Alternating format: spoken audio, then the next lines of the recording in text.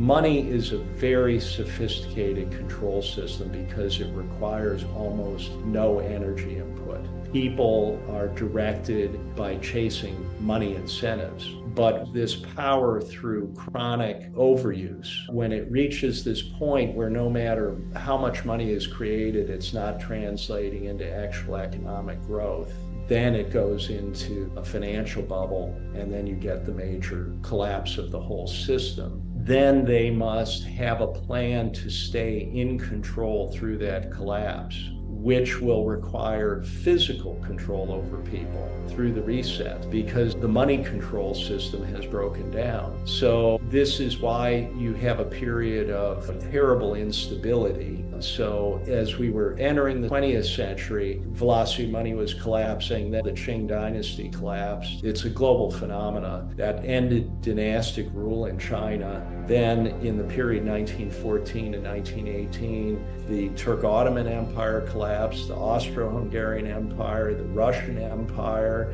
Germany was destroyed, and the British Empire had passed its zenith and was really collapsing at that point. So it's a global collapse. And the people that controlled the banking power through that managed to stay in control. And they did it by subjugating populations. It's not about taking their money. It's not about taking their stuff, which they don't need. It's about suppression and subjugation. And that's the lesson when you look at this period in the 1930s. And that is what they have planned for this kind of a cycle again. And they've set up for it. So this plan to take all collateral globally and to collapse the system in a kind of controlled demolition where they end up controlling everything, this design was set in motion over 50 years ago.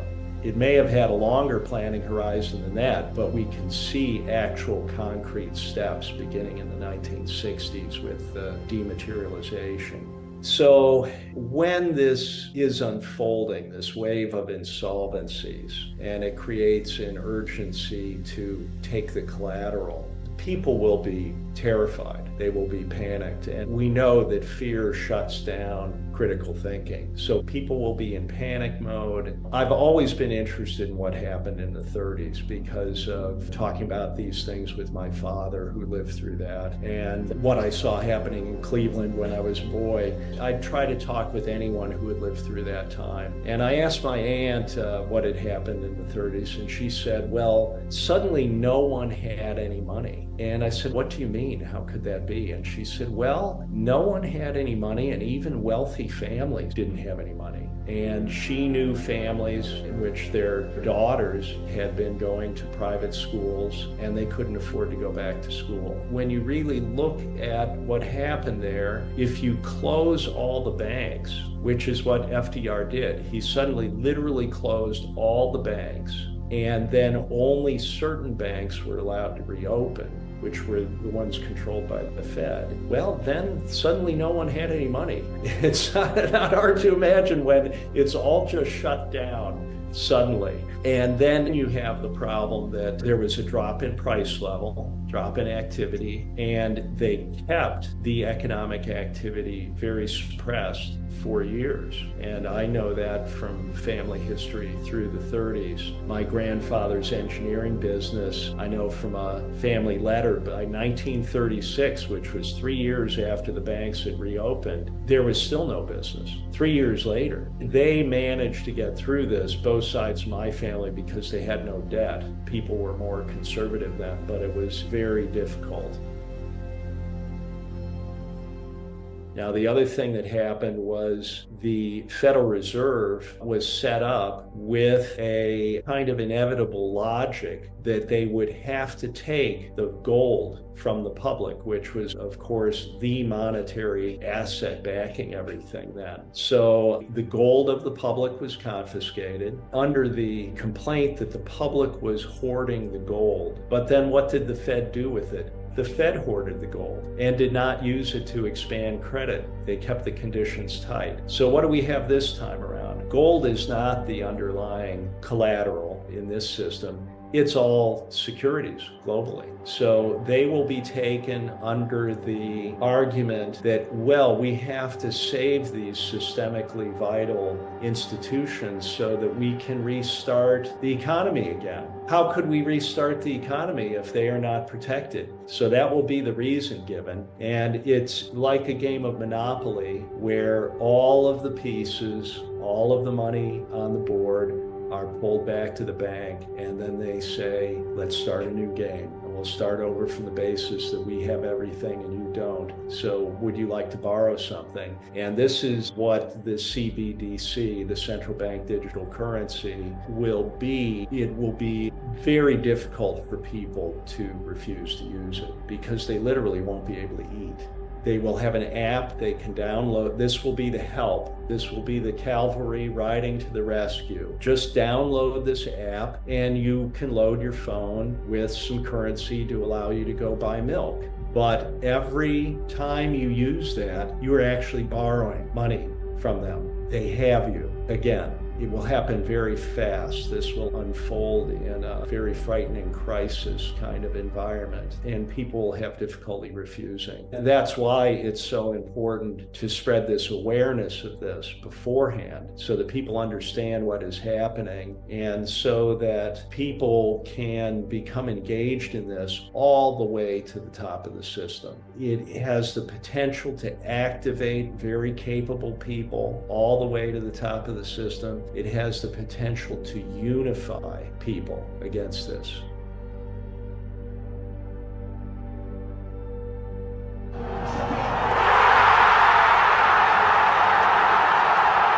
What I tried to do with this book was to stick with things I absolutely know and to make it a kind of whole in terms of allowing one to see irrefutably the whole thing with the aim of pulling it out on the table so that everyone can have a good look at it, including the participants, including the people that are making it happen. I have the premise that this is largely being done unconsciously, that the end result of this has not really been fully understood by the participants, and that perhaps even the people at the very top of this do not understand what is about to happen, and that they will be destroyed by their own hand if they do this.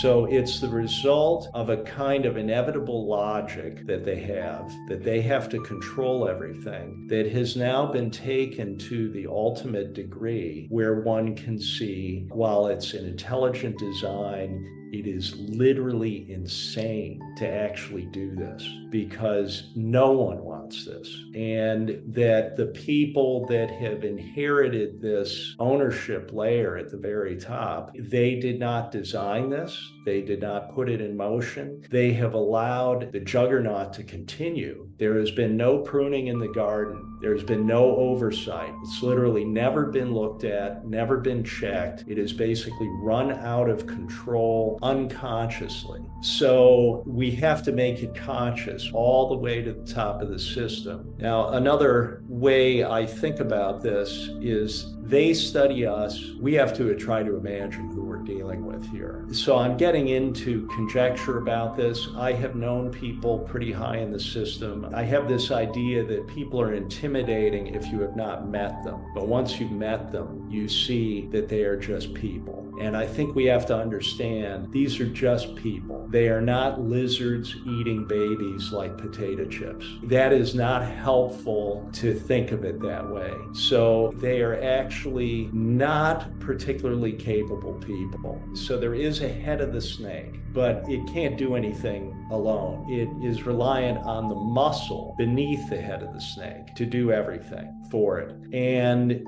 that part of the purpose of this is to push this awareness up to that muscle. Now, what would that look like? It might look like people that control corporations that are doing all the work to implement this, that would realize when they see this that they didn't know anything about this, which means they do not actually have a place at the table. How might that affect their thinking? Could they have some interesting conversations with someone when they're asked to do something? Could they perhaps decide to withdraw participation? That kind of thing we need to happen. So we have to reach people at high levels in this system. Another principle is that there's not just one head of the snake, it's like a hydra. There are lots of heads. And if you cut one off, another one grows back. So you have to be able to show the entirety of this because they only understand one piece of it. So this is like a mirror to be able to see concisely the whole of where this is going so that you can address the many-headed hydra. You know, people consider that the CIA and all the intelligence organizations are much like that. As I said, the garden has not been pruned. There's been no oversight here. So they're all running within their missions,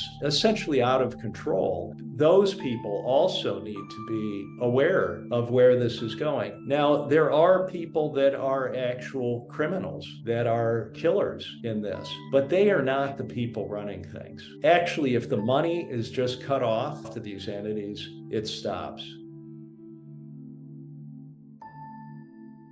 I think that we're very close to this collapse being triggered. What are the indications for that? Well, most profoundly, what has been done to interest rates and where they are now and the scale of the insolvencies that are out there. They're not being discussed. They're being covered up. The only way that the financial system has not collapsed is that there is a big hidden hand injecting lots of created money directly into the financial markets, holding them up right now.